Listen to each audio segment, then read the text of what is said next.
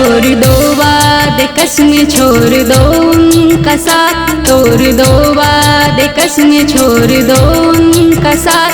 हो गई है तुम्हारी अब हमसे मुलाकात, तोड़ दो वादे कसमें छोड़ दो उनका साथ। हो गई है तुम्हारी अब हमसे मुलाकात, हो गई है तुम्हारी अब हमसे मुलाकात, हो गई है तुम्हारी अब हमसे मुलाकात। अब जीना है तुमको सिर्फ मेरे लिए,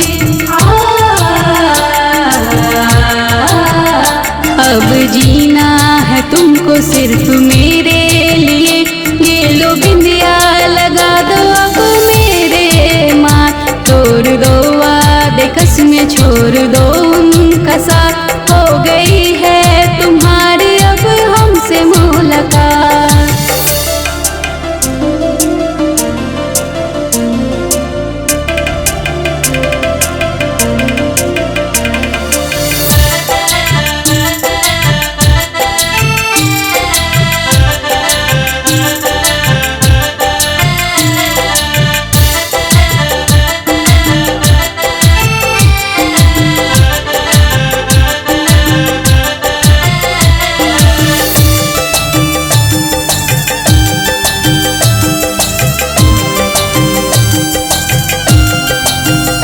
रह गया प्यार अधूरा, छूट गया हम सफर।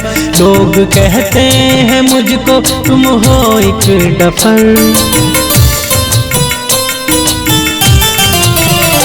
रह गया प्यार अधूरा, छूट गया हम सफर।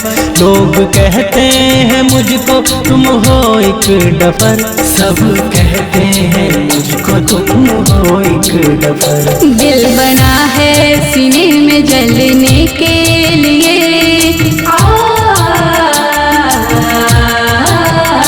दिल बना है सीने में जलने के लिए। अब तुम सब हो मेरे दिल के प्राणनाथ, तोड़ दो वादे कसमें छोड़ दो उनका साथ। हो गई है